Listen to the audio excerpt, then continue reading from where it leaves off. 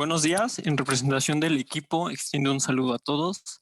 El día de hoy expondremos el Minotauro Global de Yanis Varoufakis, el capítulo 3 y 4.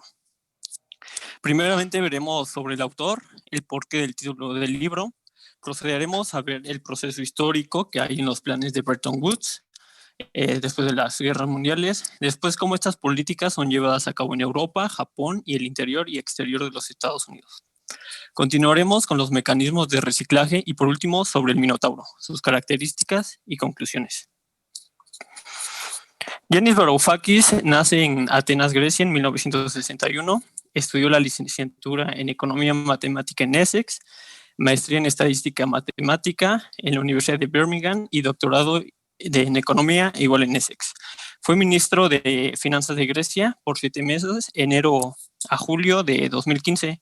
Y bueno, sus líneas de estudio principalmente son sobre la crisis financiera de 2008, la crisis del euro y la crisis griega. Y actualmente enseña economía en la Universidad de Texas. El Minotauro Global. Siguiente. El Minotauro es una historia mitológica griega llena de codicia, castigo y venganza. Es un símbolo de la manera del equilibrio político y económico que había en ese entonces en Grecia. Creta era esta ciudad hegemónica, la cual deberían pagarle tributo a las demás ciudades, esperando pues que no sean atacadas y fueran apoyadas en caso de guerra. Era una paz en cierto grado forzada. Esto cambiaría cuando Teseo mata al Minotauro y emancipa a las demás ciudades de Creta, dando inicio a una nueva era. Bueno, llevándolo al día actual, podríamos decir que esta hegemonía desequilibrada actúa como una custodia de la paz y estabilidad del sistema capitalista. El desempeño del Minotauro representará el déficit de Estados Unidos y el tributo es la afluencia de productos y capitales. El brutal ataque que recibe el Minotauro, en este caso, es la crisis del sistema bancario en 2008. Ante esto, el autor plantea que esta nueva era resiste a mostrar su verdadero rostro. ¿Será un Minotauro, dragones o una quimera?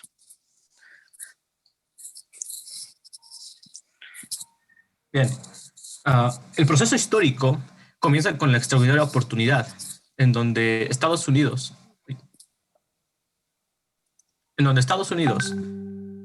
resultó ser el país acreedor de la Segunda Guerra Mundial, por lo que el comercio, ya para finales de la guerra, tenía una fuerte dependencia hacia el dólar.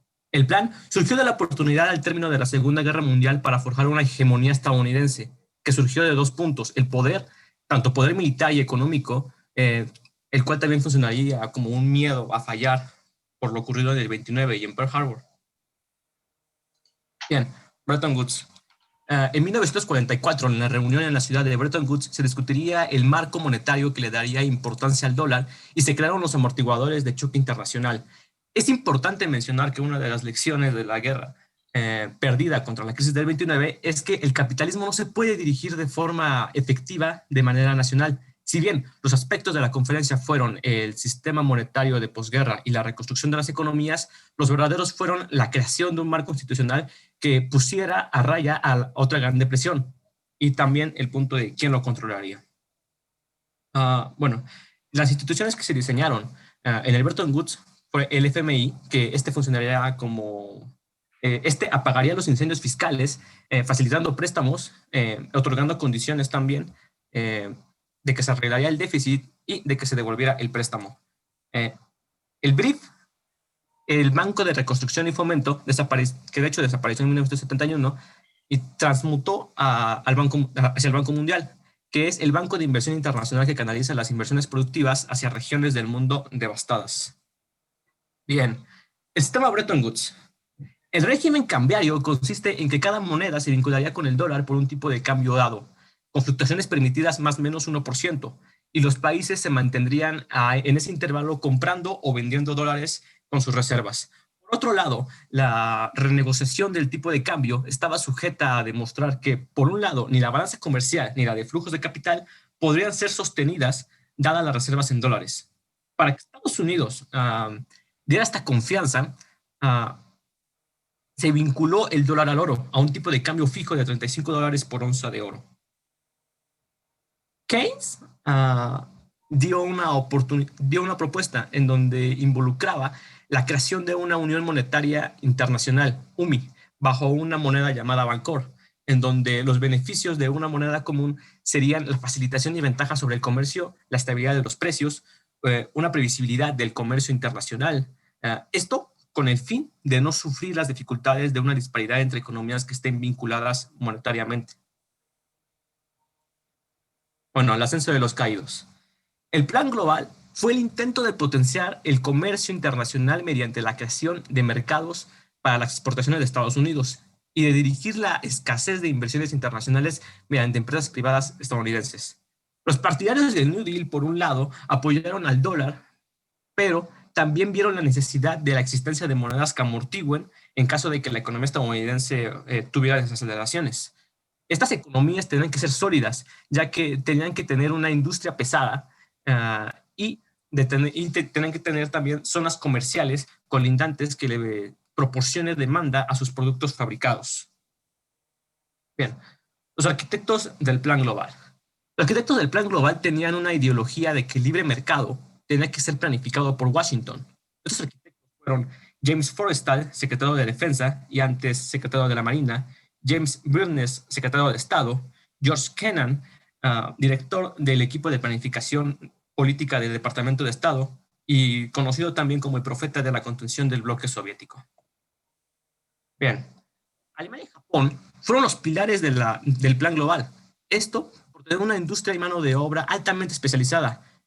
Y aparte que estos dos países tenían una posición estratégica frente a la Unión Soviética.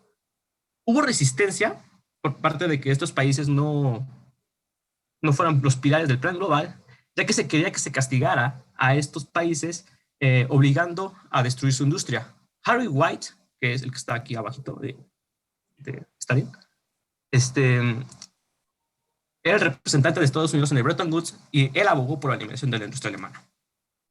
El general MacArthur administraba a Japón, pero en este país la situación era muy diferente a la que estaba pasando en Alemania, ya que no se podía dar como tal una desnazificación.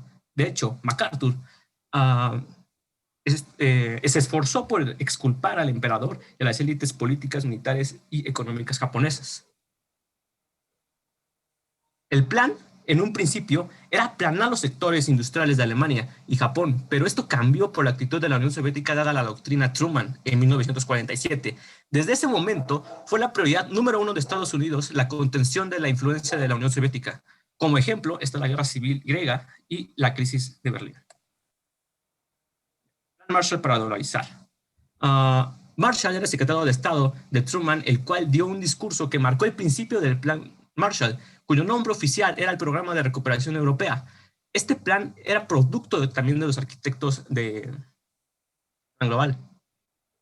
Estados Unidos renunció al 2% de su PIB, equivalente a 5.300 millones de dólares, en donde ya para finales de 1951 se había gastado un total de 12.500 millones de dólares, lo que implicó el incremento de la producción industrial europea en cerca del 35%, lo que llevó a una estabilización política en Europa y de la creación de demanda sostenible de los productos estadounidenses.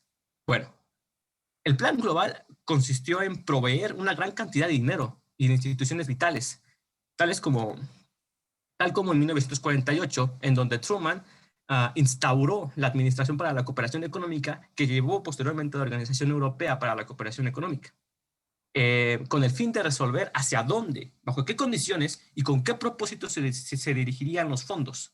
Este organismo fue el precursor de la OCDE. ¿Pero qué ganó Estados Unidos?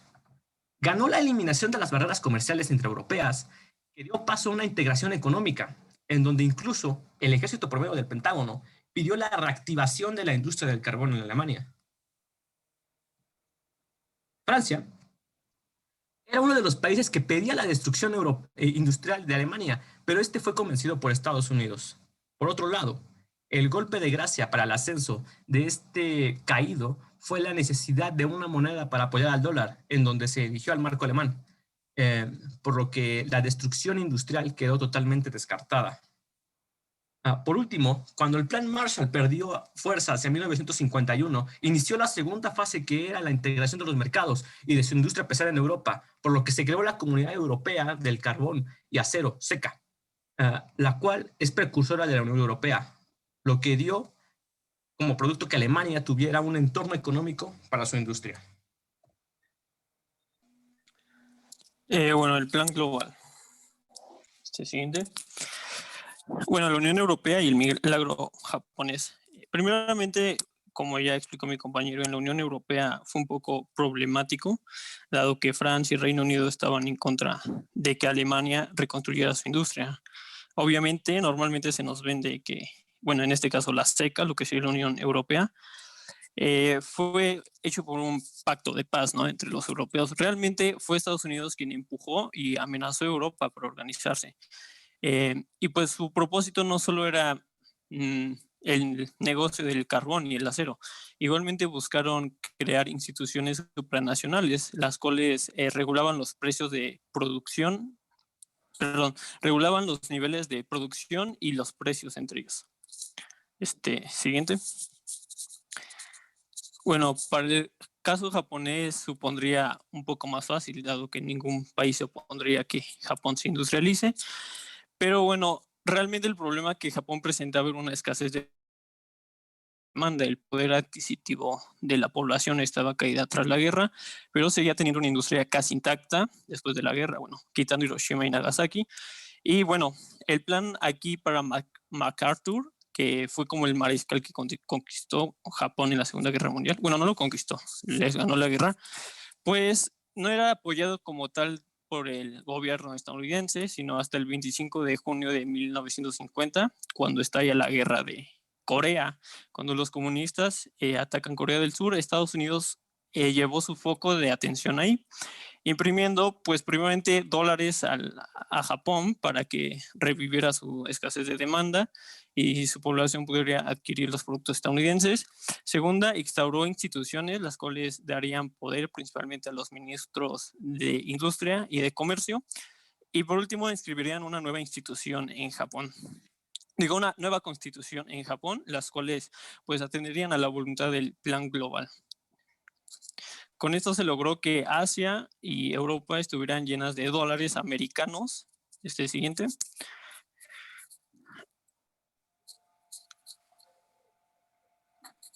Siguiente, por favor. Bueno, Europa y Asia estarían llenas de dólares americanos y pues podrían adquirir productos con alto valor agregado, como aviones, armamento, equipamiento, aumentando la prosperidad y el poder de los Estados Unidos. Bueno, ¿y qué llevó a Estados Unidos a interferir políticamente en el tercer mundo?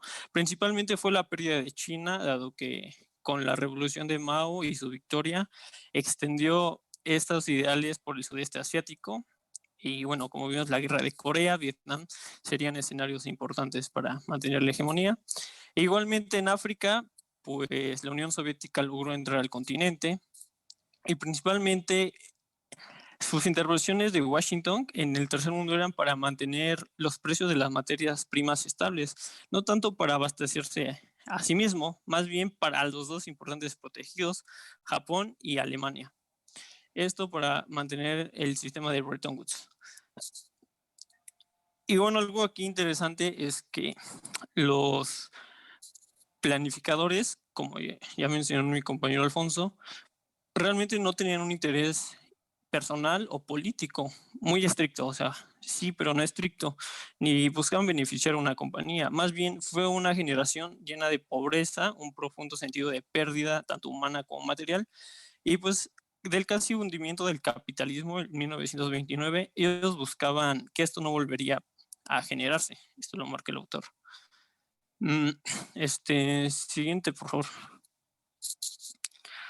Bueno, las políticas internas de Estados Unidos, ya vimos las externas, ¿no? Donde las multinacionales americanas tienen la eficacia de agentes de Estado dentro y fuera del país, pero bueno, internamente se enfocaron en tres proyectos: el programa de misil balístico intercontinental, las guerras de Corea y Vietnam, y los programas de nueva frontera del presidente John F. Kennedy y de la gran sociedad del presidente Lyndon Johnson, que bueno, buscaban atender los problemas de la población estadounidense. Siguiente.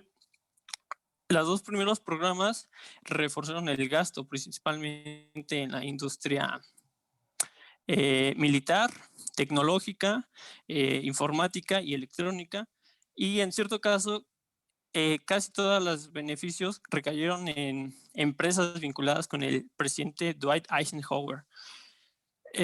Bueno, esto realmente fue un crecimiento desigual, dado que aquellas industrias que no pertenecían a lo antes mencionado no se recuperaron al ritmo de Alemania y Japón. Y era un paradigma, ¿no? Los estadounidenses, por una parte, fortificaban sus empresas, pero a la vez a las alemanes y japoneses. Entonces, era una competencia donde el gobierno de los Estados Unidos era el timón de todo esto. Ok. Y bueno, ya con John F. Kennedy, él lanza un programa para disminuir las desigualdades que había generado esto. De hecho, de 1955 a 1960, el PIB de Estados Unidos ya venía presentando una disminución.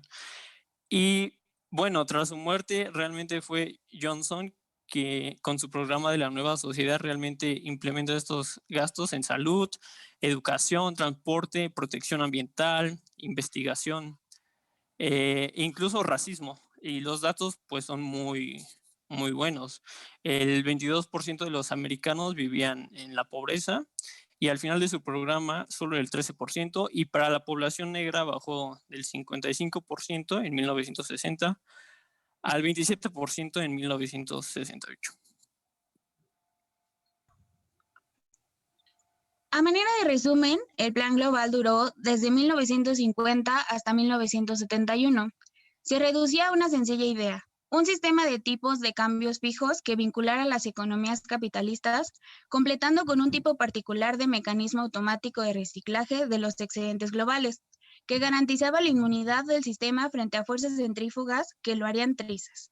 A nivel de planificación humana, a gran escala, el Plan Global fue todo un éxito, ya que, a pesar de los gastos de la recuperación de la guerra, no hundió a Estados Unidos ni al resto de Occidente en una nueva recesión. Al contrario, el mundo experimentó un periodo de crecimiento legendario, es decir, las naciones desarrolladas, vencedoras y vencidas en la reciente guerra por igual, crecieron y crecieron y crecieron.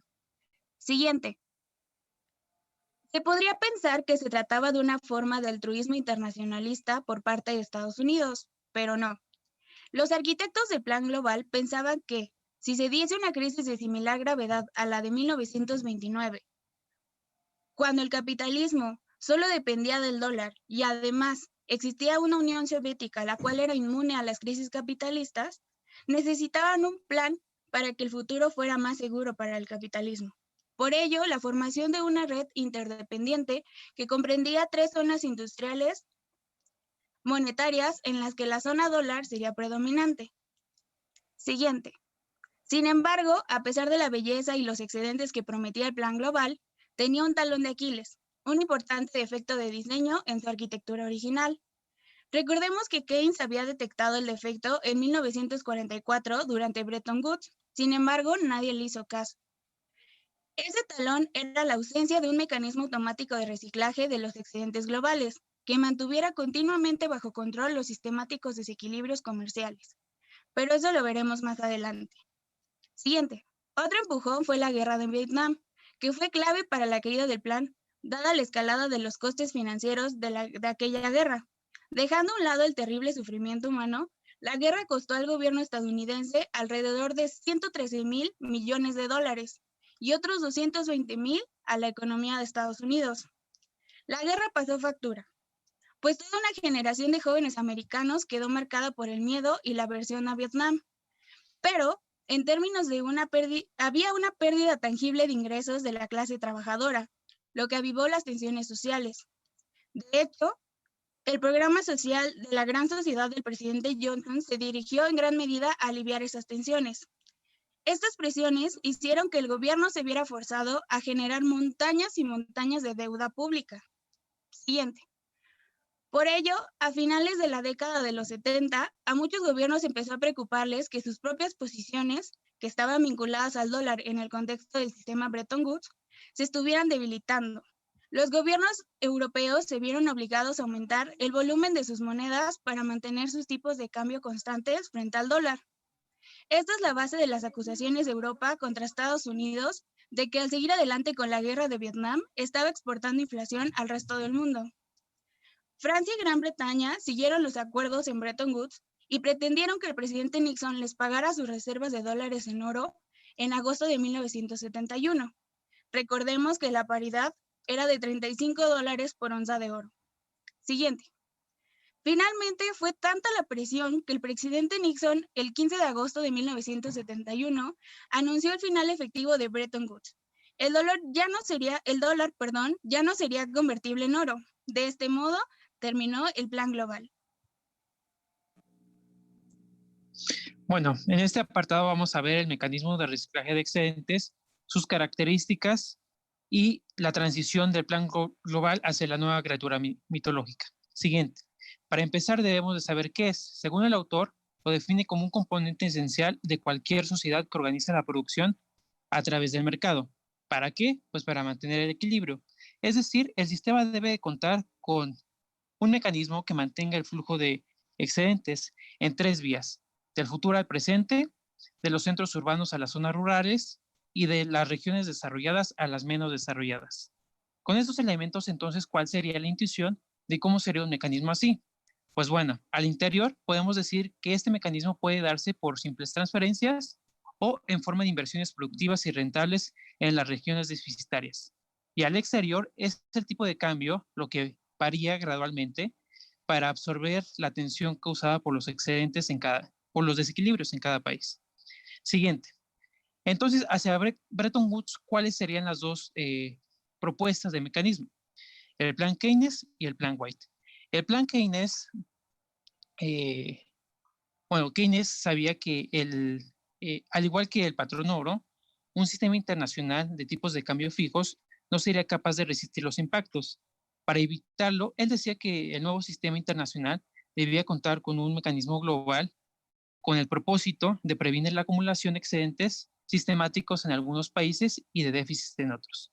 En contraposición, la postura de Estados Unidos, que emerge de la guerra como sede del poder, no le interesaba frenar su capacidad de manejar grandes excedentes, por lo que tenía otro plan, el plan global, que en síntesis establece que el dólar se convertiría en la moneda mundial y que los Estados Unidos exportarían bienes y capital a Europa y a Japón a cambio de inversiones directas y clientelismo político. Para este plan, Estados Unidos contaba con 2 mecanismos de reciclaje ya existentes, los cuales eran la Unión de Transferencias instituida y el complejo militar industrial. Siguiente.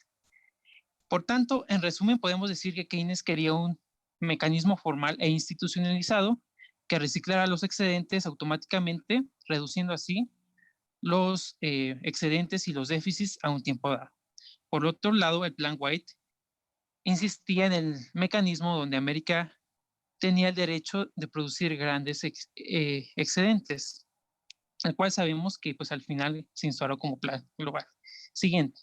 Sin embargo, hacia los años 70 y 80, el periodo de la crisis del petróleo, la estanflación y la subida de los tipos de interés ocasionaron que el plan global muriera y naciera una nueva criatura. Ante esta situación de la pérdida de la posición excedentaria de Estados Unidos, el nuevo objetivo era encontrar nuevas formas para financiar los déficits gemelos, sin recortar el gasto público, subir los impuestos y reducir la hegemonía mundial. Por tanto, para lograr ese nuevo plan, había 2 restricciones. Una, mejorar la competitividad de las empresas y 2, que los tipos de interés atrajeran grandes flujos de capital hacia Estados Unidos. La primera condición, pues ya estaba resuelta. La caída de los costes de la mano de obra para este periodo en Estados Unidos no solo disparó la competitividad, sino también actuó como un imán para el capital extranjero que buscaba rentables.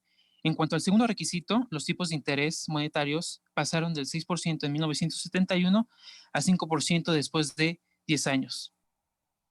Todo esto significó que en la práctica convergiera en una afluencia de capital que tuvo dos efectos: equilibrar el creciente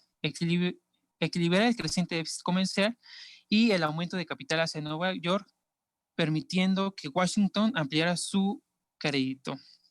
Siguiente.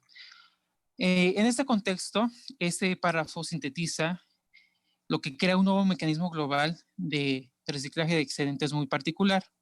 Es decir, bajo el modelo del Plan Global, los Estados Unidos eran un país tal cual que acumulaba excedentes con el propósito de reciclar parte de ellos en Europa y Japón, creando así la demanda de sus propias exportaciones y además para las exportaciones de sus protegidos. En contraposición, el Minotauro global funciona al revés. América absorbe el capital excedentario de otros y que luego recicla comprando sus exportaciones. Siguiente.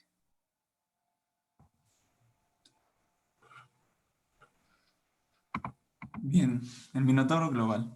Siguiente, por favor.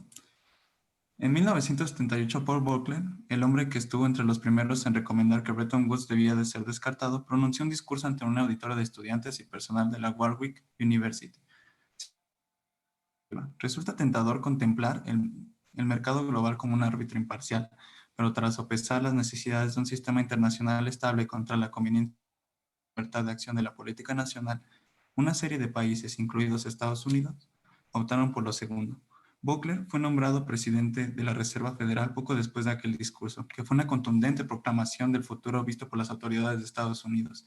Incapaces de mantener por más tiempo unos flujos financieros y comerciales internacionales equilibrados, Estados Unidos ya se preparaba para un mundo de flujos financieros y comerciales asimétricos en rápida aceleración, dándose el exorbitante privilegio de acumular déficit sin límites y afianzando con mayor fuerza la hegemonía, optando por lanzar a la economía hacia un mundo caótico, pero extremadamente controlado, hacia el laberinto del Minotauro global. Entonces, Estados Unidos empezó a importar como si no hubiese un mañana y sin el obstáculo del miedo de los crecientes déficits. Mientras los inversores extranjeros siguieran enviando miles de millones de dólares cada día a Wall Street, voluntariamente y por razones totalmente relacionadas con las cuentas de resultados, el doble déficit de Estados Unidos estaría financiado y el mundo seguiría girando anárquicamente. La siguiente, por favor. Los 4 carismas del Minotauro. Hay que entenderlos como las retribuciones y formas en las que opera el mismo. La siguiente, por favor.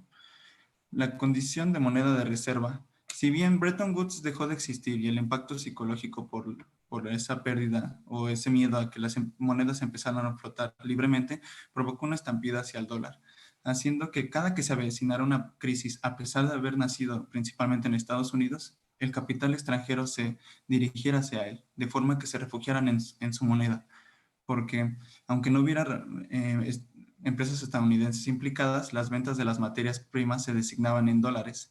Ese era el exorbitante privilegio del dólar que faculta a las autoridades estadounidenses para mantener déficit que hubieran doblegado a cualquier país en cuestión de segundos. La siguiente, por favor. Los costes enérgicos crecientes. Bueno, esto ya lo mencionaron en gran parte mis compañeros y pues solamente cabe decir que cuando se aumentó los precios relativos de la OPEP, no perjudicaron a Estados Unidos porque gran parte de los intermediarios eran de ellos. Entonces no se vieron desfavorecidos. Pero por otro lado, Europa y Japón, sí. Entonces optaron por movilizar sus industrias y dedicarse principalmente a la tecnología. Pero curiosamente o de forma irónica, para maravillarnos acerca de la operación del Minotauro global, Alemania y Japón invirtieron sus ganancias de nuevo de esos productos innovadores a través de Wall Street. La siguiente, por favor. Pues como ya mencionaron nuestros compañeros, la mano de obra se disparó de forma de que los corporativos americanos vieron una forma de tener los salarios reales y así aumentar la productividad y por ende las ganancias reales. La siguiente, por favor. El poder geopolítico. Lo podemos destacar que en este contexto, a pesar de su poderío militar y estratégico, una de las herramientas que tenían eran los tipos de interés, que cuando estaban en el plan global pudieron dar préstamos a todo el mundo y en el momento del Minotauro principalmente Buckler, subiera las tasas de interés e hiciera vulnerables a todos aquellos que les habían dado esos préstamos, viéndose reflejado en la dependencia de la Unión Soviética acerca de su enemigo capitalista y de la crisis del tercer mundo. En la siguiente, por favor. Entonces, en este momento ya se ve el triunfo del Minotauro global. Se entiende que Estados Unidos se habían convertido en el pagador de primera instancia. Su déficit comercial se convirtió en el motor de tracción que sacó la producción y el comercio mundial de lodazal de los 70. Su déficit presupuestario y su sector bancario actuaban como un imán que estimulaba las afluencias del capital necesario para mantener bollante a Wall Street y sacar los déficits estadounidenses. Entonces eso lo podemos ver reflejado en las gráficas, que a pesar de que entre los 60 y los 80 habían beneficiado principalmente a Europa y a Japón, ya para los 90 ya Estados Unidos ya se encontraba al frente de ellos. Y pues eso es todo de nuestra parte. Muchas gracias. Gracias. El siguiente equipo de la parte de la nueva normalidad está listo. Sí, profe. Por favor, cuando gusten empezar.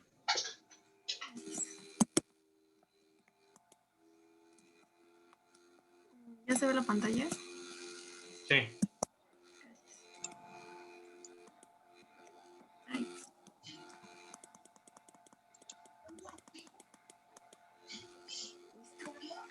¿Qué tal? Muy buenos días, compañeros y profesores. A nombre del equipo 10, nosotros les vamos a presentar la lectura número 7, Navegando según la nueva normalidad de los países industrializados. Si en algún momento se nos corta el audio o no se entiende algo que hayamos dicho, siéntanse en la libertad de interrumpirnos y con gusto lo repetimos.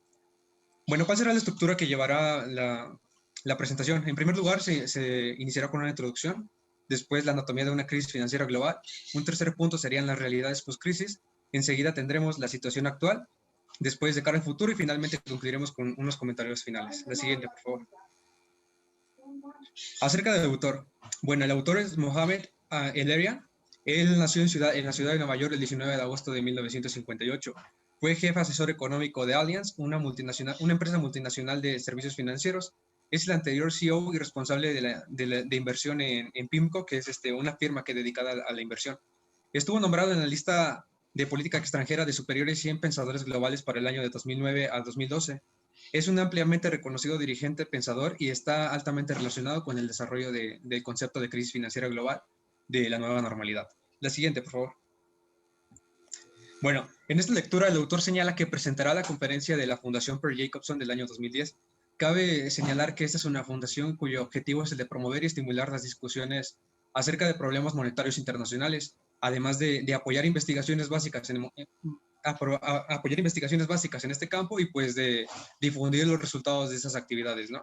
Asimismo, hace su expresa intimidación por seguir los pasos de personas sobresalientes en el campo, personas que pues ya han disertado anteriormente en este tema y pues cumplen los requisitos de la fundación de ser personas altamente calificadas, con experiencia inminente en el mundo de las finanzas internacionales y la cooperación monetaria.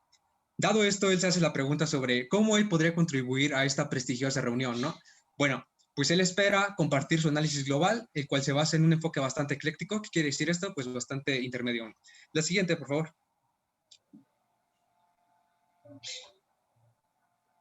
¿Cuáles son las hipótesis en que se basará su exposición? Básicamente son tres hipótesis contextuales. La primera es que el sistema monetario internacional sufrió un paro repentino hace 2 años. Recuerden que él está presentando la conferencia del año 2010, o sea, se está refiriendo al 2008, del cual miles de millones de personas a nivel mundial aún están sintiendo el impacto adverso del mismo. La segunda es que las causas de la crisis se estuvieron gestando durante muchos años e incluían causas como excesos de los balances generales, fallas en la gestión de riesgo en casi cada nivel de la sociedad, además de otras como infraestructuras anticuadas y un sistema de gobernanza y de incentivos desfasados tanto en el sector público como en el sector privado. La tercera hipótesis sería que la dinámica que surgió de la fase del manejo de crisis, en particular de la combinación de desapalancamiento, de reregulación y el sobreendeudamiento, además de los retos estructurales en los países industrializados, bueno, toda esta dinámica está interactuando con una realineación secular acelerada en la economía global para crear lo que, pues, Ben Bernanke, en su momento presidente de la Reserva Federal de Estados Unidos, llamó correctamente como una perspectiva inusualmente incorrecta.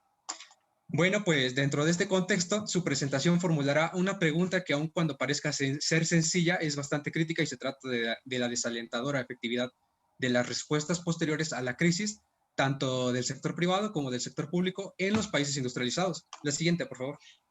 ¿Cuál es esta pregunta? No una anterior. Ok, ¿cuál es esta pregunta? Pues la pregunta es, ¿por qué es que los resultados se han quedado consistentemente cortos con respecto a las expectativas y cuáles son las implicaciones?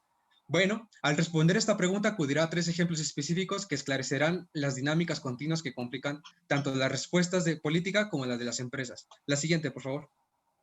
En esto nos adelanta que el resultado será sencillo y a la vez alarmante, pues mientras que los países industrializados actuaron de buena manera durante la fase de manejo de la crisis, pues esos países no les ha ido tan bien en la fase posterior a la crisis. Por lo tanto, demasiados países industrializados se encuentran en una situación bastante desestabilizante, en donde las expectativas involucran una amplia e inusual gama de resultados potenciales y riesgos elevados igualmente inusuales.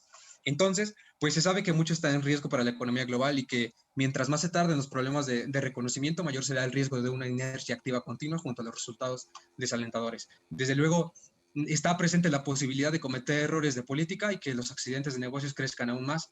Y pues será más difícil que los gobiernos de los países industrializados, será más difícil para ellos convencer a sus ciudadanos a que participen de lleno en la formulación e implementación de soluciones requeridas.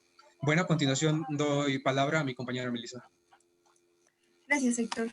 Yo les voy a hablar sobre la anatomía de la crisis financiera global. Bueno, Mohamed lo ve desde 2 puntos de vista, desde un punto de vista nacional y desde el punto de vista multilateral. Bueno, desde un punto de vista nacional, vemos que muchas cosas contribuyeron a esta crisis. Por ejemplo, los excesos de balances generales plurianuales por parte de los países industrializados y además un desequilibrio de pagos que venía coincidiendo con el exceso del consumo de productos financieros innovadores dentro del mercado inmobiliario de los Estados Unidos. Podemos ver que las familias en este tiempo compraban hipotecas que no podían terminar de pagar y además las empresas se adeudaban y eran deudas que no pudieran amortizar. Vaya.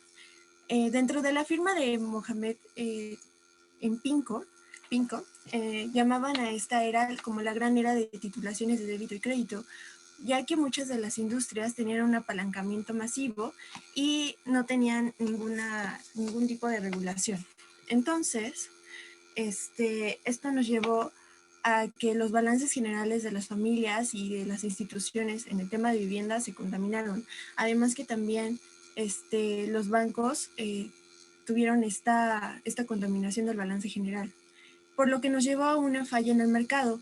Y esta falla del mercado hicieron muchos intentos para desempalancarse y lo hicieron de una forma masiva y simultáneamente, que nos llevó a un paro y colapso de las actividades económicas a nivel mundial, por lo que tuvieron que intervenir los gobiernos y los bancos para disminuir este desempalancamiento masivo, y lo hicieron de una buena forma y lograron evitar una depresión a nivel global.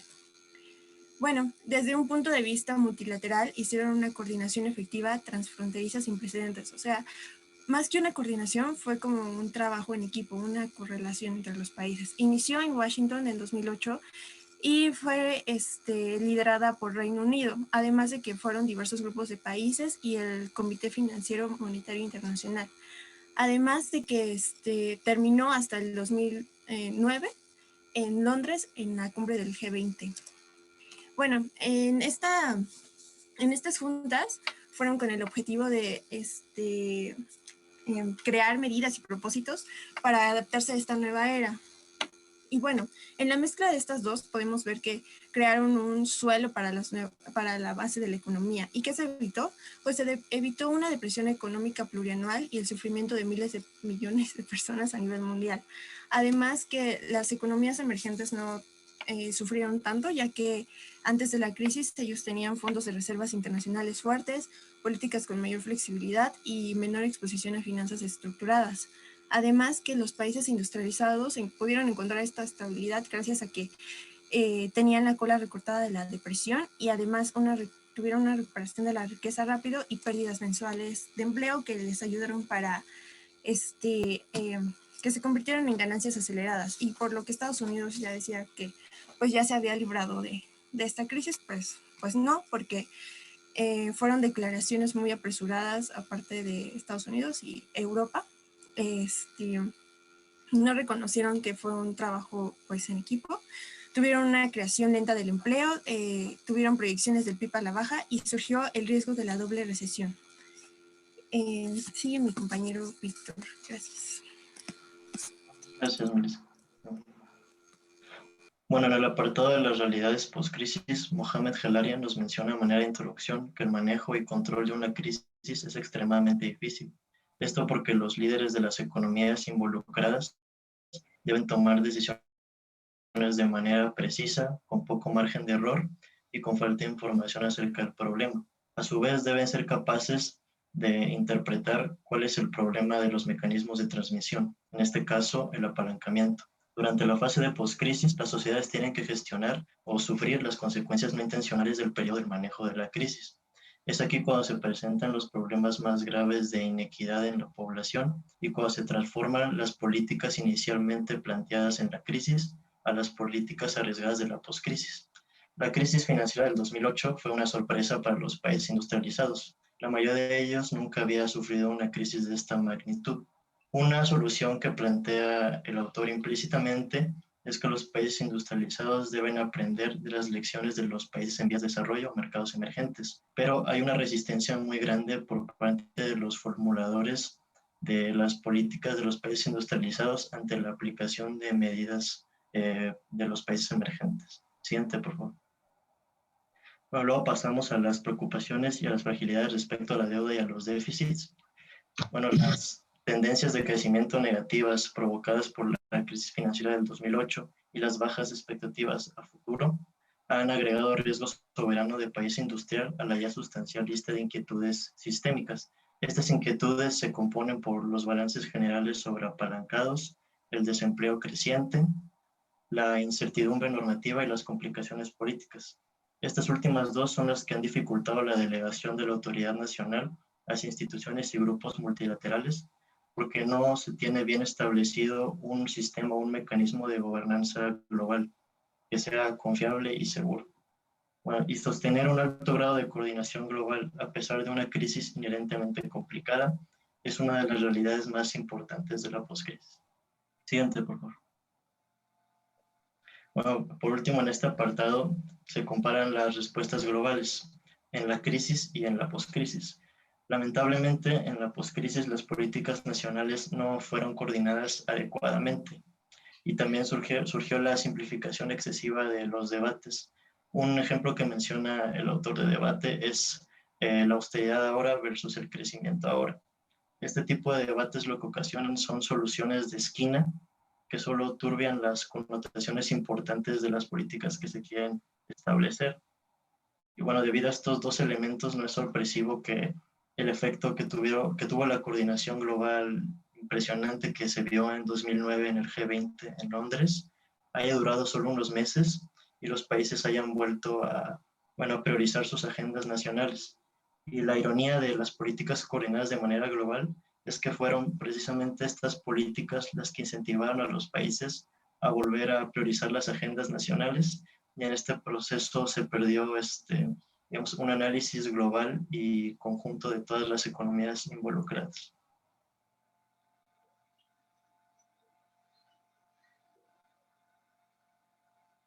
Bueno, abordaremos la situación actual. Siguiente, por favor. Durante el transcurso del segundo y tercer trimestre de 2010, los formuladores de políticas y de mercados habían extrapolado un rebote cíclico en los países industrializados de manera equivocada y concluyeron con error que la aparente recuperación había desarrollado raíces seculares y estructurales. En la actualidad, los encargados de la formulación de políticas en los países industrializados se encuentran afrontando un importante conjunto de retos hacia una nueva normalidad, en especial Reino Unido y Estados Unidos, donde se apostó gradualmente a las finanzas. Siguiente, por favor.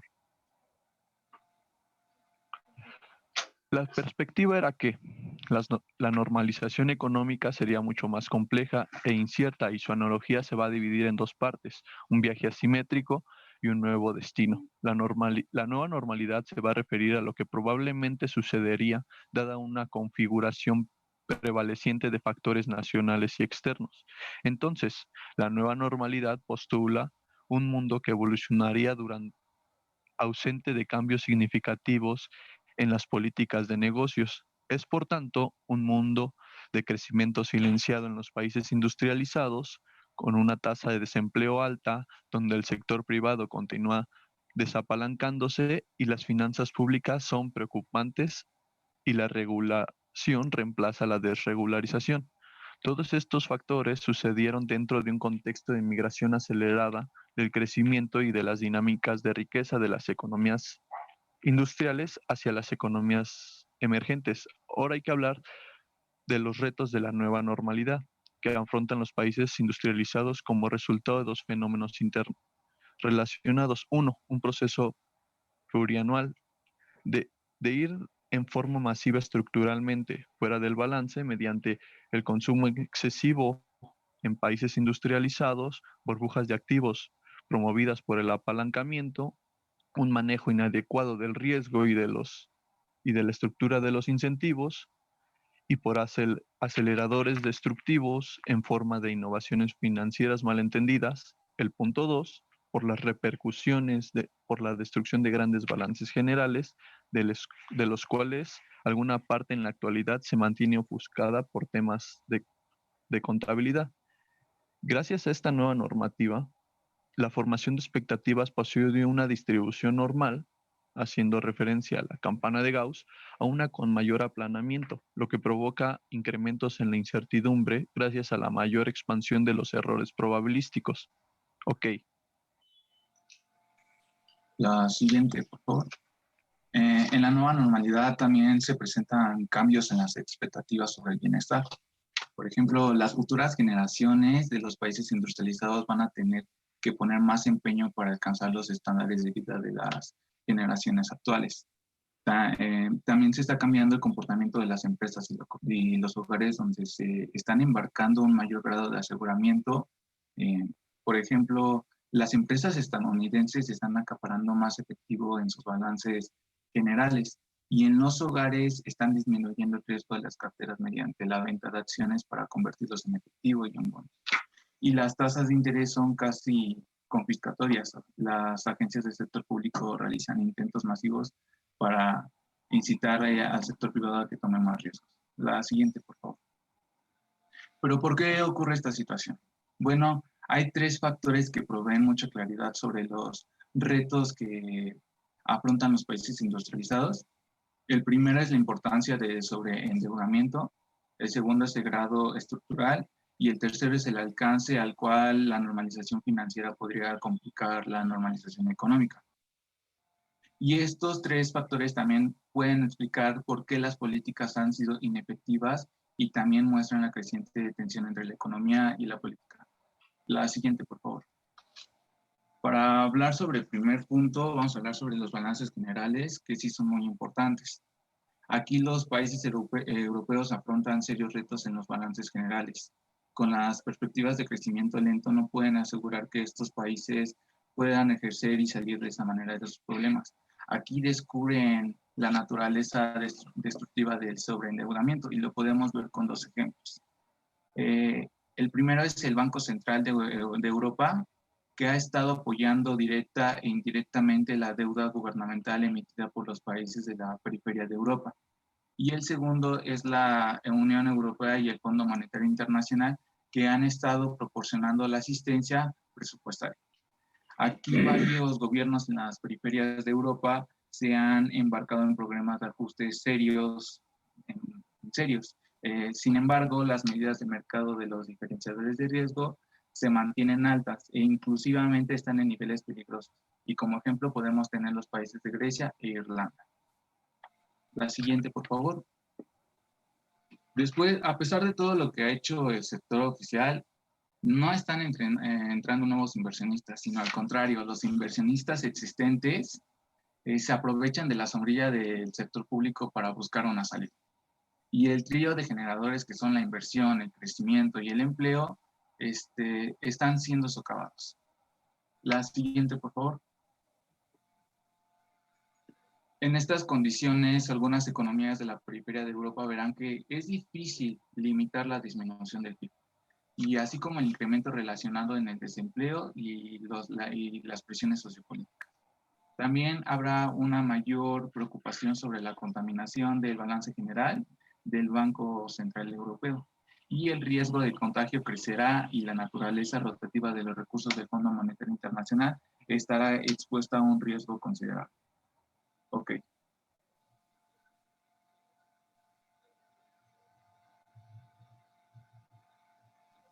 Bueno, el punto 2, cambios estructurales que requieren una respuesta estructural.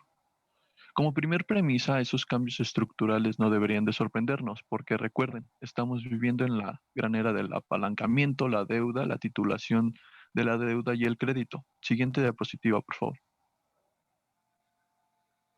Se está dejando atrás lo que países industrializados, Estados Unidos y Reino Unido, veían sobre el sentido de una economía, una transición hacia las finanzas, lo cual era erróneo, con una maduración tradicional de las economías para escalar la curva de valor agregado, haciendo necesaria una transición de la agricultura a la industria, luego los servicios y finalmente a las finanzas. Este inusual periodo de finanzas permitió que muchas actividades florecieran, aun cuando inherentemente eran insostenibles. Además de comprar casas que la gente no podía pagar, la gente prestó dinero e hicieron uso de sus ahorros, pensando que los precios de las casas crecerían, siendo el factor de especulación algo característico. Las firmas invirtieron en sectores que tenían altos niveles de actividad, pero solo porque existía disponibilidad de créditos artificiales. Por tanto, para los países industrializados, las preocupaciones deberían de enfocarse más en el área del empleo, un factor estructural, como un ejemplo. Para el futuro de los países industrializados, siendo un problema que quizá no fuese característico de los países industrializados, sino de economías emergentes, lo que se vuelve un problema en la economía global. Las características del mercado de trabajo como nuevo problema de fondo, ya que la alta tasa de desempleo persiste y está siendo cada vez más estructural, y por lo tanto está erosionando las capacidades de destreza de la fuerza laboral y ejerciendo presión sobre las inadecuadas redes sociales de seguridad y los ya forzados presupuestos gubernamentales, además de que la movilidad de mano de obra está siendo expuesta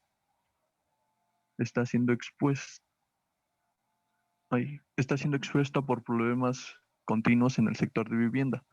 De hecho, el riesgo más grande que afrontan estas sociedades y que están experimentando cambios en el paradigma no es la incapacidad de reconocer el cambio, más bien es poder reconocer el cambio, pero reaccionando con lo que es familiar en vez de hacerlo con lo que es efectivo, haciendo una determinación justificada de políticas eficientes entre lo que proponen los organismos internacionales y las políticas domésticas. Esto únicamente puede suceder si hay una mayor imparcialidad y amplitud del pensamiento que domina los círculos políticos y los mercados, tanto en las economías industrializadas como en las emergentes. Ok. La siguiente, por favor. En el punto 3, la normalización financiera sobrepasa la normalización económica y no tiene excedentes para ayudar al Main Street con suficiente rapidez. Aquí los retos afrontados por los Main Street en los países industrializados incluyen una sensación de inseguridad que resulta del desempleo y del endeudamiento excesivo. Entonces, para superar las pérdidas bancarias, era una meta del enfoque de política dirigida a recapitalizar el sistema bancario. Entonces, hay una ingeniería que de una curva muy pronunciada que convirtió a las instituciones tomadoras de depósitos en grandes generadoras de ganancias. Y durante 2 años los bancos han estado pagando tasas de interés bajas y de corto plazo sobre depósitos. También han estado usando las ganancias para bajar una muy inclinada curva de rendimiento del tesoro, lo que magnificó el impacto de todas las garantías que se establecieron para ayudar a los bancos a recaudar a recaudar fondos adicionales y monetizar las inversiones líquidas. Así los bancos pasaron parte de sus ingresos como compensación y bonos en ausencia de una tributación imprevista y duradera que hacen un crecimiento artificial de ganancias. Y para muchos políticos y ciudadanos, ellos fueron como los responsables de la crisis financiera global. La siguiente, por favor. El punto 4, en resumen, que más bien es una conclusión de los primeros 3 puntos o de los 3 puntos anteriores. Mientras más tiempo persiste esta situación en la cual no se resuelvan los nuevos cambios estructurales, mayores serán las dificultades que experimentarán los países industrializados para reducir el desempleo, sostener un alto crecimiento, fortalecer las redes de seguridad y superar las preocupaciones del riesgo soberano. Siguiente. Bueno, aquí vamos a hablar un poco de las perspectivas hacia el futuro. Recordemos que el autor está hablando en el año 2010, entonces pues ya han pasado 10 años de esto y pues ya cada quien puede sacar sus propias conclusiones a partir de esto, ¿no? Vamos a pasar a la siguiente, por favor. Nos indica que en este momento estamos en peligro de que se viva una década perdida. Esto porque se están centrando los formuladores de política en el qué hacer y sin en cambio se deberían centrar en el cómo hacerlo y por qué hacerlo. Los resultados de esto es que se está perdiendo impulso en la recuperación. Esto lo podemos ver a partir de que la tasa de desempleo está aumentando, hay bajo crecimiento económico y por otro lado también hay una destrucción del bienestar. Por otra parte, lo que ya mencionaban mis compañeros, en las empresas privadas, de un mayor autoaseguramiento y un mayor desempalancamiento. Y por otra parte también lo de la polarización de los ingresos, lo que mencionaban mis compañeros, que las curvas están dejando de ser una normal y sin embargo está presentando una distribución más alargada y con colas más grandes. Podemos pasar también a la siguiente. Ante esto nos dice que hay una responsabilidad compartida, principalmente de los gobiernos, que ellos deben actuar y tienen que actuar a favor de la recuperación. Por otra parte, los formuladores de política, las familias y las empresas. Aquí nos dice que a partir de políticas estructurales se debe incentivar el consumo, principalmente de una clase media emergente, a la cual puede tener mayor ahorro y a través de este ahorro lo podemos canalizar hacia los sectores que se han visto más afectados. Y también una parte muy importante que tenemos que voltear a ver son las instituciones multilaterales. Aquí nos dice que estas instituciones deberíamos mirarlas porque son creíbles y de buen funcionamiento para que jueguen un mayor papel en informar e influir sobre el diseño e implementación de políticas monetarias. Principalmente la institución que menciona el autor es el Fondo Monetario Internacional y nos dice que debe de servir de asesor de confianza en donde se centralizan las experiencias de los países y también debe de servir para intercambiar mejores prácticas y proveer un foro seguro para el intercambio de políticas. Por otra parte, el fondo también debe de servir para derivar planes de acción que se puedan discutir, que puedan implementarse y que puedan dar seguimiento al contexto de la nueva normalidad que estamos viviendo. Y ya podemos pasar a la siguiente. Bien, pues ¿vas a comentar algo? No, adelante, compañero. Ok, como consideración final se entiende que pues una parte importante de la acepción de los resultados post-crisis se debió al alto grado de inercia activa que domina los países industrializados e incluye las dificultades de cambiar de una actitud cíclica a una actitud que también reconoce temas que son pertinentes a los cambios nacionales y globales de paradigmas sobre endeudamiento, ¿no? Asimismo, se reconoce que los desequilibrios generados no pueden superarse de inmediato, sino que es algo que se irá corrigiendo poco a poco, ¿no? Con el paso del tiempo y dependerá básicamente de qué tanto se haga un análisis comunitario y de qué tanto se hará un reconocimiento de las desagradables e inevitables compensaciones políticas que se tiene que hacer en el mundo, justamente pues para corregirlo, ¿no? Y pues por nuestra parte sería todo. Muchas gracias. La siguiente, por favor. Gracias. Perfecto. Muchas gracias. ¿Alguien del grupo desea hacerle alguna pregunta a cualquiera de los dos equipos expositores? Rafael Pineda tiene la mano levantada. Sí, profe. Sí, rápidamente, nada más para el primer equipo. Bueno, gran parte de la tesis central de Yanis es cómo la manera en que el Minotauro global fue gravemente herido por el propio sistema bancario, ¿no? Y cómo en este proceso de innovación en instrumentos financieros se da el mismo origen o la misma esencia de su quiebra o de su herida. En este sentido, preguntarle si creen que existe alguna herida adicional que sufra el Minotauro global a causa de de la crisis de COVID. Y en o sea, en términos menos abstractos, decir si el déficit de Estados Unidos está sufriendo alguna afectación o algún cambio, alguna herida, digamos, justo de esta nueva crisis, y de qué manera se manifiesta o si es totalmente indiferente. Esto para el primer equipo. Para el segundo, igual la puedo hacer ahorita, profe, ¿no ves? Claro, por favor. Bueno, para el segundo igual, ellos en una parte mencionan las realidades post-crisis y aluden, en una parte mencionan que justo las sociedades tienden a gestionar las consecuencias no intencionales del periodo del manejo de crisis, esto textualmente. Entonces, preguntarles cuáles serían estas consecuencias no intencionadas para el manejo de la crisis que estamos viviendo en México, que tendrían que, digamos, absorber las sociedades en un futuro a causa de esta crisis en México. Gracias. Si gustan, podemos juntar unas cuantas más preguntas adicionales. Daniel Ciprano tiene la mano levantada. Sí, buenos días, compañeros.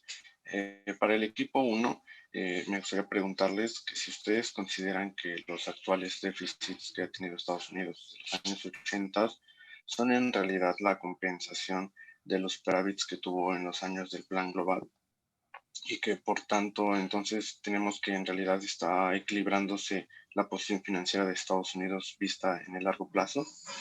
Y bueno, para el equipo 2, mi pregunta va referente a cómo influyó para ustedes el Minotauro global en la generación de la crisis del 2008 y pues en los cambios estructurales que tuvieron en la década que siguió, y pues para que con ello se conformó la nueva normalidad.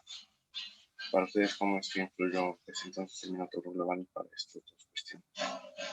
Eso sería todo. Perfecto. Había visto a alguien más con la mano levantada, pero parece que tenemos solo dos por ahora. Entonces, si gustan ir contestando, cualquiera de los dos equipos que guste comenzar.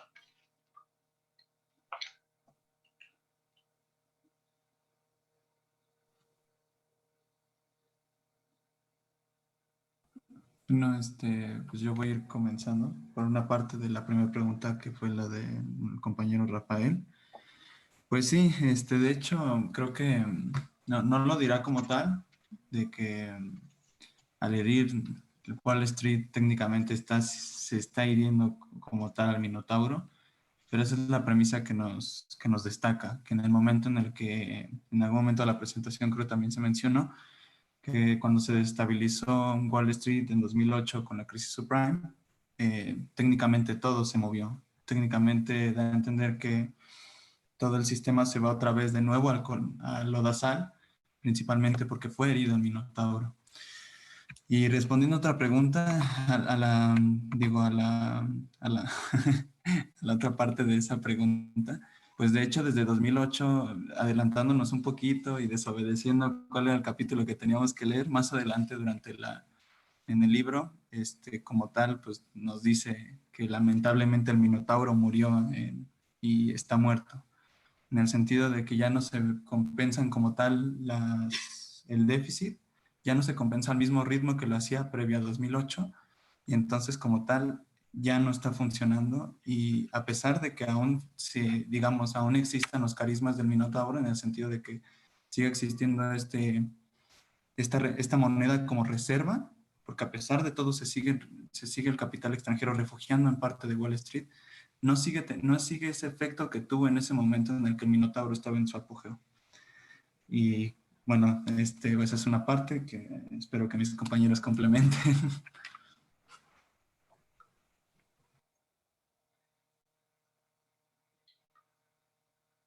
¿Alguien más del equipo del Minotauro que guste contestar?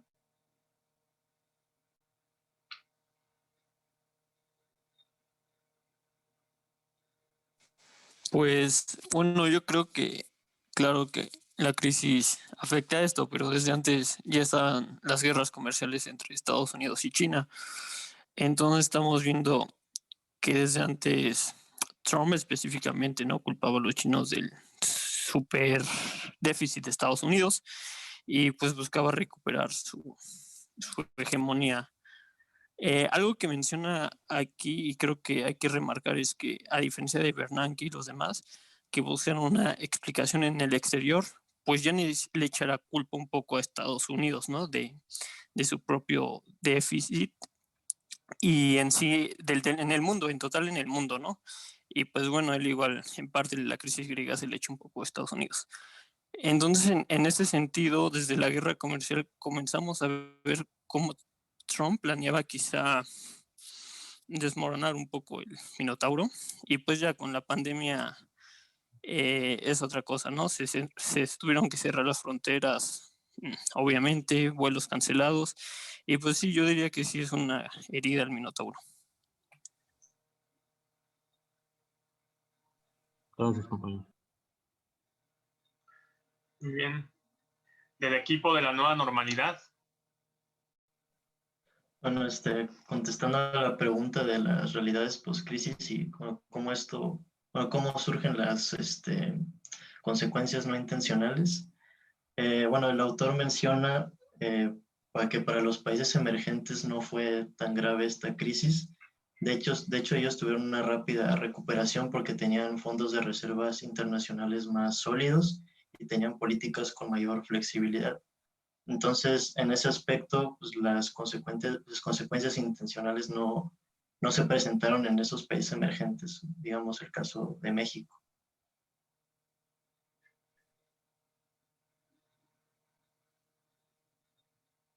No sé si mis compañeros quieren complementar.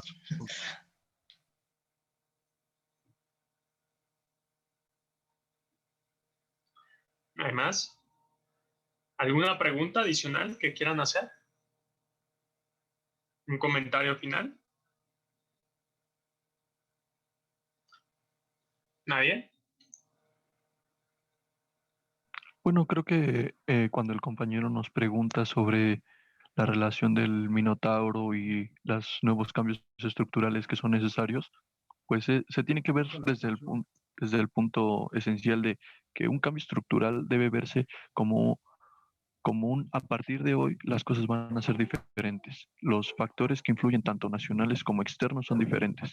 Por tanto, como lo veíamos en la clase, las reacciones no pueden ser iguales.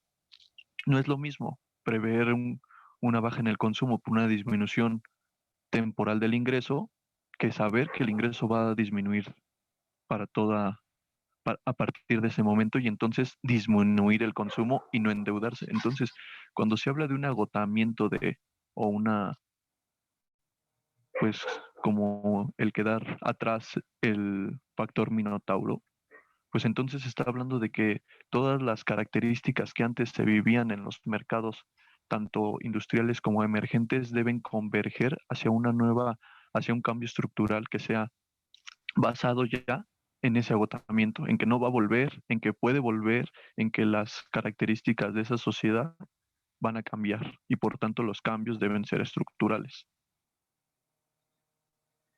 A ver, Montoya, a ver, déjate, te empujo un poquito sobre tu respuesta.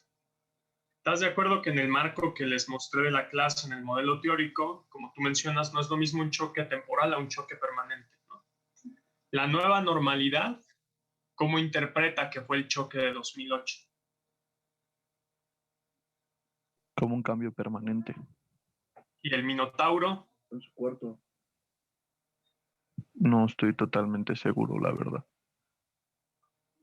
Fíjense, para que cambie el ahorro, tiene que ser un choque transitorio o un choque permanente.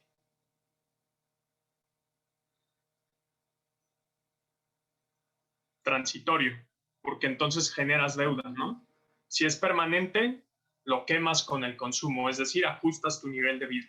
Entonces, en la nueva normalidad, que es después de la lectura del Minotauro, porque es justo después de la crisis, te dice, bueno, pues fue un choque permanente en realidad. Pero lo más curioso es que hasta antes del 2008, uno hubiera visto la crisis de 2008 y hubiera dicho, esto es un ajuste transitorio, al igual que en el COVID. Uno estaría diciendo, esto va a pasar. En 2021 va a volver toda la normalidad, ¿no? Y cuando te hablan del concepto de nueva normalidad es porque no aterrizas en el mismo mundo. Entonces, yo creo que está muy bien lo que hiciste, de mezclar el tema del modelo con el tema de la clase. Yo déjenme les pregunto una cosa, si no hay nadie más que les quiera comentar. Cuando yo inicié pensando en este semestre en que daría macroeconomía 2 y quería replantear la forma en que había dado el curso el año pasado, me preguntaba qué historia podía transmitirles, que más allá de un libro, de un manual de macro que ustedes pudieran consultar y aprender cuentas nacionales que he tratado de enseñárseles, me preguntaba qué historia podría contarles a través de ese sistema contable. Esta es la última exposición, digamos, de estas dos lecturas. Pero a lo largo de todo el semestre, las exposiciones que han hecho ustedes han tratado de ir contando una anécdota, digamos. ¿Cuál creen que, o cuál se llevarían ustedes de mensaje de todo lo que se ha juntado, digamos, a lo largo del semestre? Se lo pregunto a estos dos equipos, digamos, porque ustedes han tenido la chance de ver toda la historia desde atrás y ahorita cerrar, ¿no? Entonces, ¿cuál creen que se podrían llevar ustedes de mensaje? O por lo menos para que yo sepa, ¿no? Hasta dónde llegué a transmitirles algo.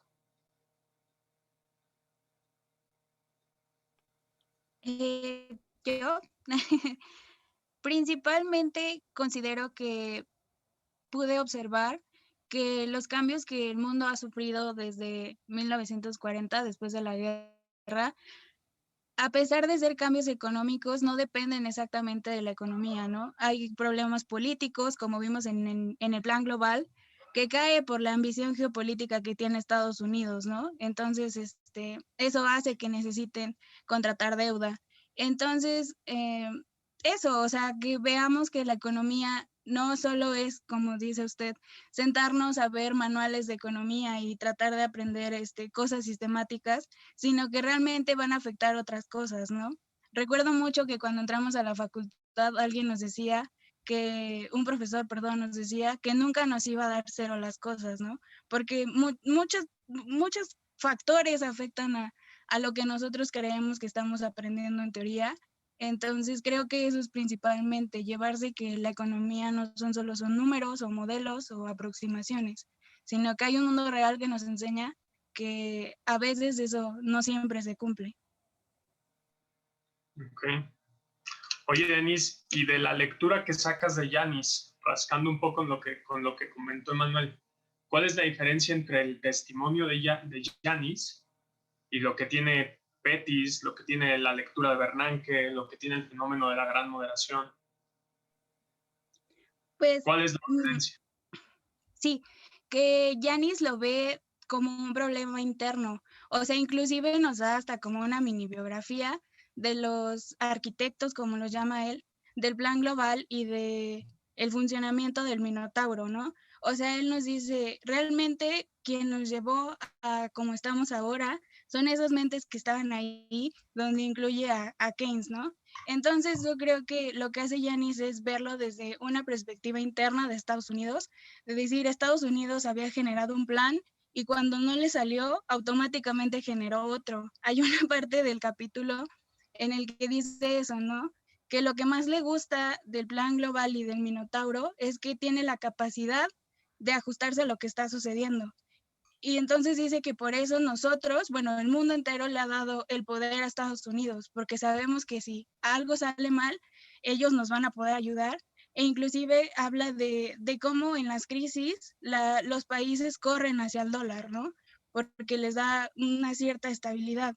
Entonces yo creo que hace una perspectiva interna, una introspectiva más bien, y dice, bueno, ¿qué hace Estados Unidos? Porque solo habíamos estado hablando como el exterior y cómo el exterior afectaba al déficit de Estados Unidos, pero no nos habíamos dado cuenta que ellos también habían hecho cosas para que ese déficit surgiera.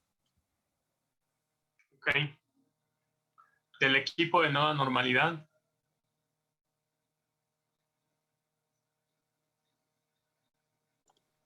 Bueno, pues al igual que mi compañera Denise, estoy completamente de acuerdo. Las lecturas que nos ha proporcionado usted, profesor, y el profesor Darío, sí han sido de mucha complementación desde la lectura 1, desde la Tierra plana.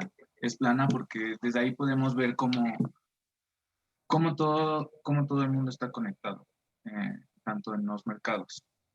Ya después ahí vamos viendo cómo va fluyendo esas conexiones con, por ejemplo, la gran moderación, lo que pasó en la crisis petrolera, lo de Bernanke, que las economías emergentes ya no tan conectadas que han estado, por ejemplo, en Asia, ahora ya son ellos prestatarios. Yo creo que toda la lectura que nos ha proporcionado, cada una nos va dando a entender por qué sucedieron la historia por ejemplo, la historia de las crisis y los cambios que ha habido en el mundo. Entonces, para mí estuvo muy bien, o sea, aprendí demasiado en estas lecturas, y ya para llegar a la última de Mohamed, pues vimos la crisis del 2008 que prácticamente los países industrializados recurrieron al sobreendeudamiento, tuvieron que haber un cambio, la nueva normalidad es muy difícil de entender, entonces considero que sí está muy correlacionado. Perfecto. Bueno, déjenme, les hago una última reflexión breve porque nos queda poco tiempo. Último, voy a empezar de atrás. Profe. Sí. Yo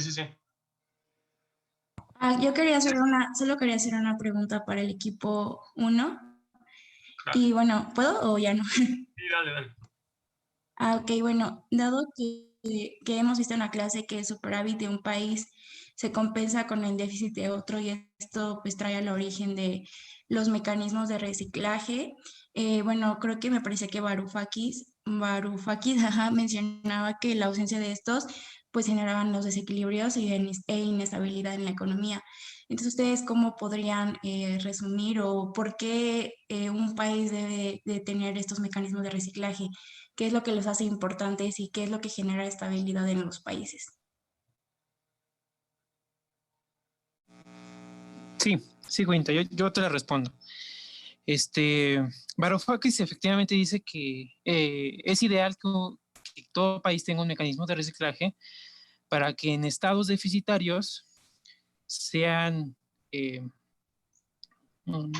tengan inversiones de estados excedentarios para así mantener un equilibrio balanceado en el país, y lo mismo ocurriría en el mundo.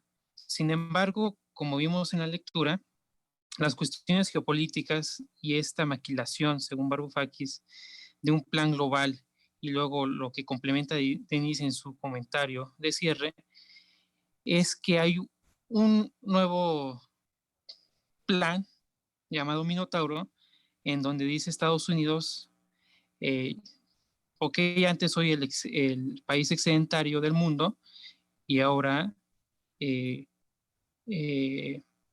me convierto en el país más deficitario del mundo. Por tanto, vemos esta cuestión también de lo que nos enseñó el profesor de decisiones intertemporales. Esa es una cuestión en donde tal vez sí, según la teoría, en un periodo 1, un país puede ser deficitario, pero al segundo no, debe ser superavitario. Pero en la práctica vemos que esto tal vez no ocurre así. Bueno, tiene que ocurrir siempre, Eric, ¿no? O sea, nada más que ahorita a lo mejor estás viendo el periodo 1, que es deficitario, pero intertemporalmente en el infinito siempre tiene que cumplirse la restricción, ¿no? No puedes vivir endeudado para siempre. Nadie puede.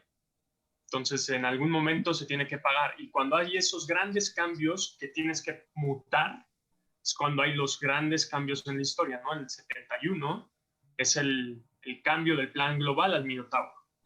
Entonces, ahí está cambiando la posición financiera. Estabas en el periodo 1 y pasaste al periodo 2. Entonces, ahora estás en este primer periodo, y lo que Yanis apunta es que el 2008 es el 71, ¿no? Es el año de mutar. Pero lo que te contrasta, Mohamed El-Erian, es que no está ocurriendo ese cambio, porque parece que fue un golpe permanente. Entonces, aunque debió haber cambiado la dinámica de ahorro, cambiaron otras cosas, ¿no? ¿Te acuerdas de esta cuestión de que no sabemos cuánto en magnitud mide el periodo 1 y el periodo 2, ¿no? Exacto. No se sabe. De acuerdo. lo cual no quiere decir que no sea válido. Que no se cumple al final. Exacto. Vale. Regálenme 10 minutos para hacerles una última reflexión de esto. Miren, el concepto de nueva normalidad es un concepto que va a ser distinto de ahora en adelante, porque casi todos los medios de comunicación van a asociar el concepto de nueva normalidad con después del COVID. Y va a ser un concepto muy distinto al que acaban de exponer aquí. Pero lo que quería mostrarles es que en economía hace rato que estamos pensando en qué es la nueva normalidad. Porque hace rato que si la crisis del 2008 hubiera sido temporal, las economías debieron haber regresado con el mismo ímpetu. Pero pasó toda una década sin que las economías pudieran crecer mucho más, sin que pudiera haber más inflación o que las tasas de desempleo regresaran a términos normales. Entonces, sobre todo, después del 2010 empezó a haber una preocupación muy fuerte. Déjenme les comparto una pantalla nada más para mostrarles un par de gráficas. ¿Pueden ver esta gráfica de aquí que dice Actual and Potential GDP? ¿Sí? Sí, profe. Sí, profesor. Bueno, miren, esta es una gráfica que te muestra el PIB que había de Estados Unidos. Esta es la línea roja que dice actual es el crecimiento o el comportamiento del PIB, ¿vale? Y lo que había en esto eran las distintas estimaciones que había de crecimiento para el PIB a distintos años, que son las líneas rectas, 2007, 2008, 2009, 10, etc. ¿Qué pueden ver de eso? Que el PIB actual está por debajo de todas las predicciones en cada año, del 2007 al 2014. Exacto. ¿Y qué más puedes ver del potencial en cada año? Pues que va disminuyendo. Va disminuyendo. Fíjate que eso es gravísimo, ¿no? Porque no significa solo que no creces, sino que tu potencial es cada vez más chico. Es muy distinto decir que tú repruebas macro a decir que nunca puedes pasar macro, porque tu potencial no te da para eso.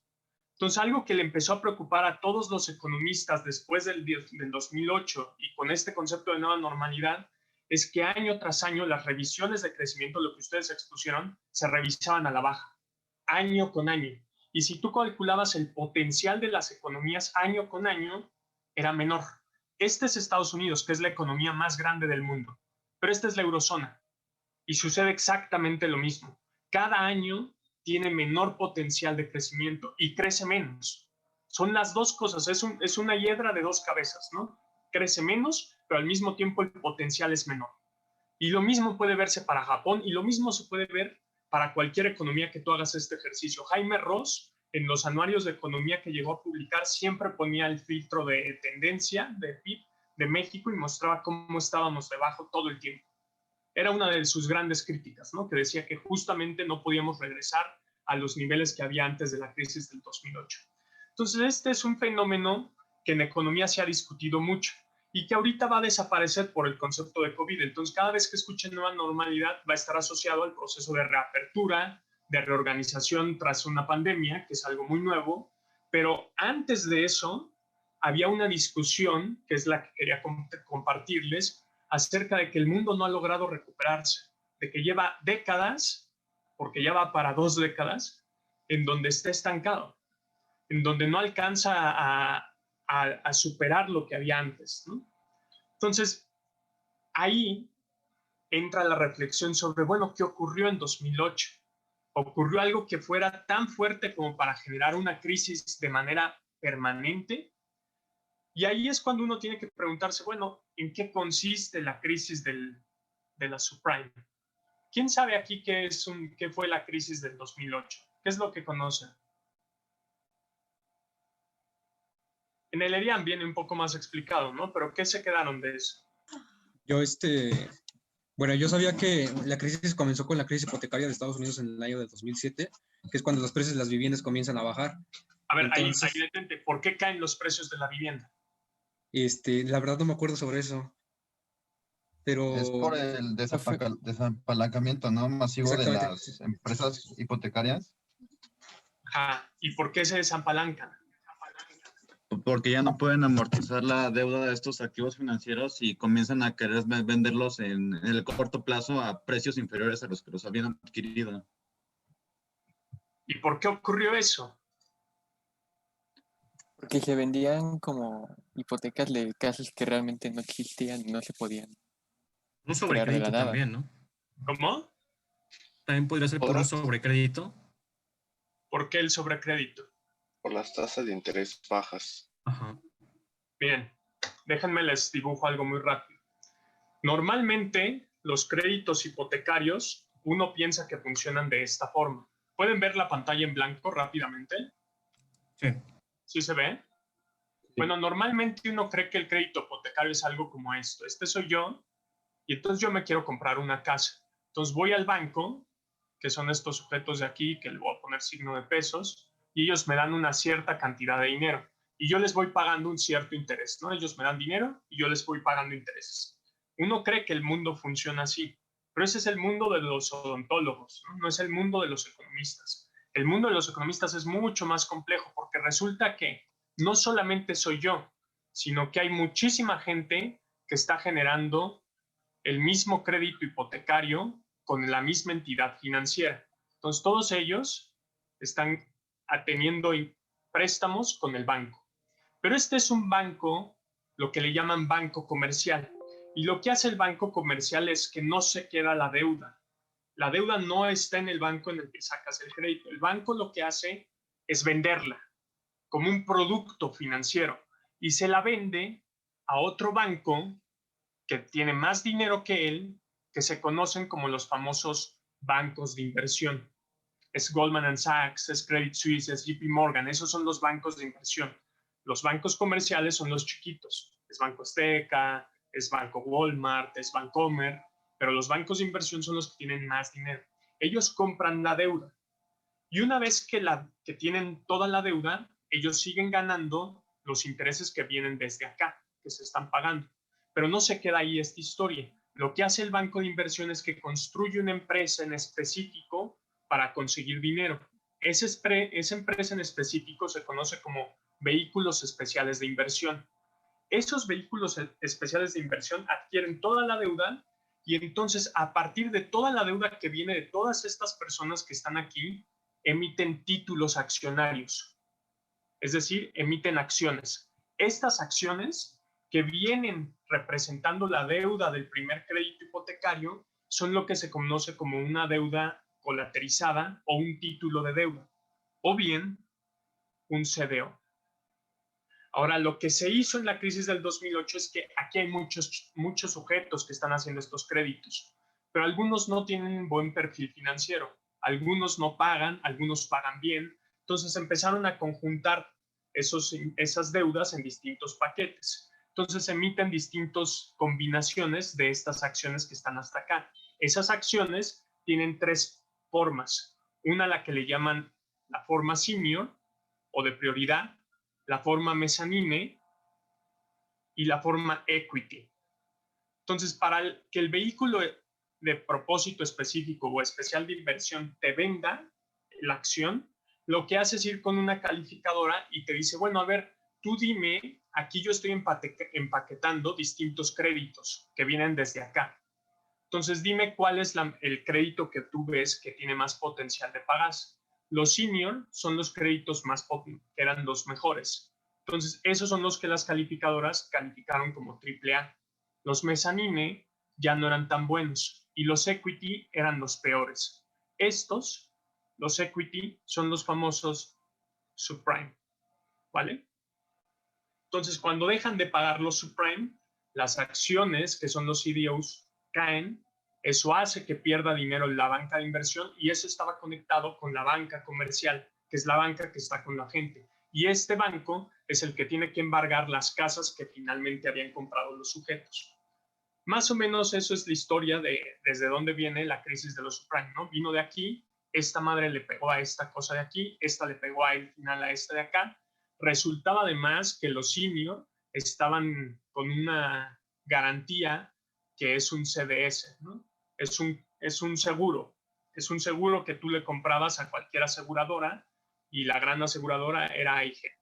Total, el punto fundamental es que de qué depende este paquete de acá. Este paquete, ¿de qué depende su valor?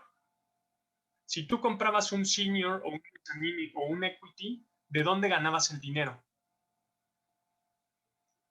Les voy a dar una pista. Desde acá. Del dinero que la gente va pagando, ¿no? Esos créditos que llegaron aquí son los créditos que se colocaron con los famosos ninjas. ¿Alguien sabe quiénes son los ninjas? Los ninjas son la gente que... No trabajo. Exacto, muy bien, Rafael. No income, no job, no asset, que no tiene nada, ¿no? Pero de alguna forma, esa gente que es muy excluida, ustedes pueden pensar que esto es una locura, pero esa gente que estaba excluida de todo el sistema financiero, ¿quiénes creen que son? Eran la gente hispanohablante, era la gente de color, eran mujeres que no podían adquirir una casa. La manera subprime fue de diversificar el riesgo de forma que la gente, a ustedes que les preocupa tanto la desigualdad y que no haya la misma cantidad de oportunidades, bueno, los subprime fueron la respuesta a eso. Una manera de evitar la desigualdad es quitar la desigualdad financiera. Si le das acceso financiero a mucha gente, puedes generar procesos de igualdad y de movilidad social. Entonces, los subprime permitieron hacerle llegar el crédito a toda esa gente, a los ninjas, que no tenían forma de conseguir acceso a financiamiento. Y durante muchos años funcionaron los subprime, muchos años. Hoy en día, ¿qué creen? Los subprime existen, se siguen cotizando y funcionan. ¿Por qué creen que dejaron de funcionar? Fíjense, cuando ustedes compran una acción, esa acción, ¿sí? ¿No estaban regulados? Pon tú que no están regulados. ¿Cuál es el problema con eso? Pues que no tenían ninguna supervisión y no estaban como limitados a decir, bueno, esa persona no puede pagarte, entonces no le otorgues un crédito, vaya. Bueno, pero te estoy contando, los subprime nacen por ahí de la burbuja, al término de la burbuja.com, por 2002. De 2002 a 2006 funcionaron perfectamente. ¿Por qué entonces tendrías que regular? Yo no estoy en contra de la regulación, ¿no? Al contrario. Pero quiero que lo pienses así. Cuando tú compras una acción, ¿de qué depende el precio de esa acción?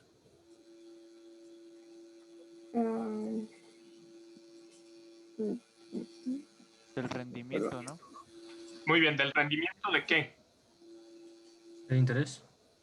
No. Una acción no te da intereses. ¿Qué te da? Dividendos, ¿no? ¿Los dividendos de dónde se pagan? De las ganancias de las empresas. Exacto, muy bien. Entonces, ¿de qué depende el precio de la acción? Pues de la empresa, ¿no? Bueno, de sus de que le vaya ganancias. bien a la empresa. Ahora, quita el término de acción y mete el CDO. ¿De qué dependía el precio del CDO? Del inmueble, ¿no? Bueno, no del inmueble, de que la gente, de que los ninjas siguieran pagando. Entonces, la pregunta de fondo cuando te preguntas qué pasó en el 2008 es ¿por qué la gente dejó de pagar? Fíjate que para que una acción caiga de valor, ¿qué tendría que estar pasando? Que la empresa quiebre, que las ganancias de la empresa caigan terriblemente. Entonces, lo que está detrás del movimiento financiero es un golpe en la economía real. Entonces, lo que está detrás de la burbuja financiera del 2008, ¿qué es? Es que la gente no pudo pagar sus deudas. Y la pregunta de fondo es, ¿por qué no podían pagarlas? Y entonces ahí se abre un debate muy grande, porque entonces no es un problema de especulación, de regulación, porque esa es la historia que se sabe un odontólogo, ¿no? Es la historia que te van a vender en The Big Short, en las películas de Wall Street, ¿no? La pregunta que se va a hacer un economista es ¿por qué la gente dejó de pagar? Y ahí hay muchas tesis. Yo les he contado a lo largo del semestre una sola historia. La historia que les he contado es del desequilibrio mundial, que el problema es que Estados Unidos, al tener cada vez déficits más grandes, tiene que financiarse con Asia. Y ese financiamiento que viene del mercado de fondos prestables tenía tasas de interés demasiado bajas. Bernanke y Greenspan, como ustedes lo pudieron ver en la entrevista, no se responsabilizan de eso, porque ellos dicen que no es la Fed quien puso las tasas de interés muy bajas. Greenspan en la entrevista con Guillermo Ortiz lo dice, yo subí las tasas de interés y el mercado las seguía bajando. ¿Quién fue quien las bajaba? China.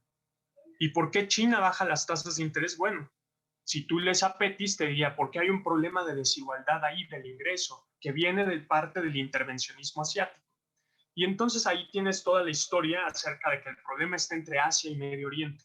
La lectura de Yanis Varoufakis es la lectura desde un país emergente, diciendo, no, bueno, el problema es en realidad que viene desde mucho tiempo atrás, antes de 2008, viene desde salida de la crisis de la guerra, y desde allá viene la caída del sistema Bretton Woods y que Estados Unidos no quiso poner un sistema de reciclaje internacional. Y al no querer hacerlo, pues se puso en el centro con el dólar y eso propició que todo el déficit que él tuviera se tuviera que reciclar con un superávit en Asia. Y le echa tremendamente la culpa, ¿no? Ahora, en el fondo yo creo que es difícil saber quién es el responsable. Entonces, para terminar únicamente, quiero hacerles esta lectura pequeña, breve, que es un cuento que se llama La casa de Asterión. Y no se los voy a leer completo, son 2 páginas, se los comparto después, pero déjenme les leo un pequeño pedazo y los dejo ir. Miren, este cuento se llama La casa de Asterión y dice así: se me acusa de soberbia y tal vez de misantropía, y tal vez hasta de locura. Es verdad que no salgo de mi casa, pero también es verdad que sus puertas, cuyo número es infinito, están abiertas día y noche a los hombres y también a los animales. Que entre el que quiera, no hallará pompas mujeriles aquí, ni el bizarro aparato de los palacios, pero sí la quietud y la soledad. Asimismo, hallará una casa como no hay otra en la faz de la tierra. Hasta mis detractores admiten que no hay un solo mueble en la casa. Otra especie ridícula es que yo, Asterión, soy un prisionero. Repetiré que no hay puerta cerrada, añadiré que no hay una cerradura. Por lo demás, algún atardecer he pisado la calle. Si antes de la noche volví, lo hice por el temor que me infundieron las caras de la plebe, caras desconocidas y aplanadas, como la mano abierta. Alguno, creo, se ocultó bajo el mar, porque no en vano mi madre fue reina. No puedo confundirme con el vulgo, aunque mi modestia lo quiera. El hecho es que soy único.